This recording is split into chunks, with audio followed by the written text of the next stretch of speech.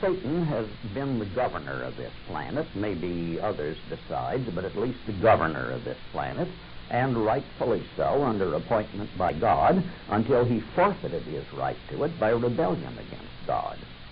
Now, God didn't go to all the trouble of creating a special person to take a spade and dig up a little bit around some plants and shrubs. He had millions of Asiatics who could do that, and millions of Negroes who could have done it if they weren't too stupid. They just needed somebody to show them how. Adam was sent here to kick Satan out and take over the government of this planet as Satan's successor. Now, we're true descendants of Adam. We're as stupid as he, and we haven't learned anything in all the intervening centuries.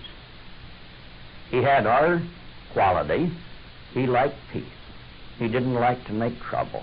If you can just have peaceful coexistence, you know, as long as they're talking, they aren't fighting and all this stuff. So, instead of kicking Satan out, he disobeyed.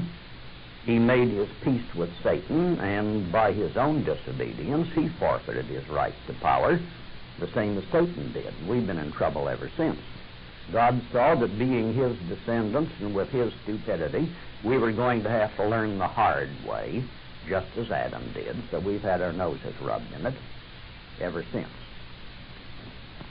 The trees in the Garden of Eden were not ordinary wooden trees such as grow in a park or a forest. There were some of those too, yes, for things to eat. But you were told of a particular tree, the tree that had knowledge of both good and evil. Can you show me any such tree in any park or forest anywhere in the world? Of course not.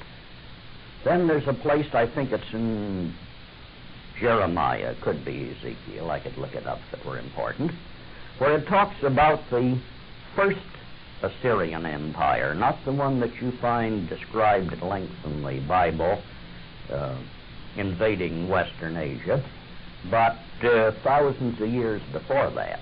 And it says the Assyrian was a mighty cedar in Lebanon, and taller than all the other trees that dwelt in his shadow and so forth. And all the trees of the garden of God in Eden envied him.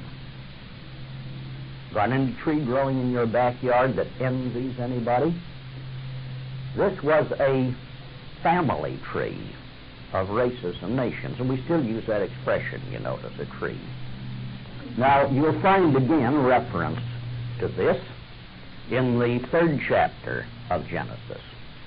Satan comes to Eve and he says, why, is it true that God said you can't eat from any of these trees in the garden here?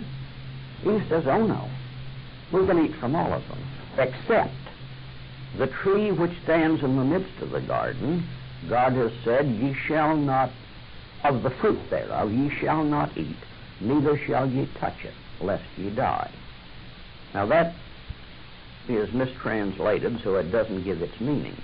The word translated fruit there is the Hebrew word pirkok, and it means descendants, progeny, children, grandchildren, and so on.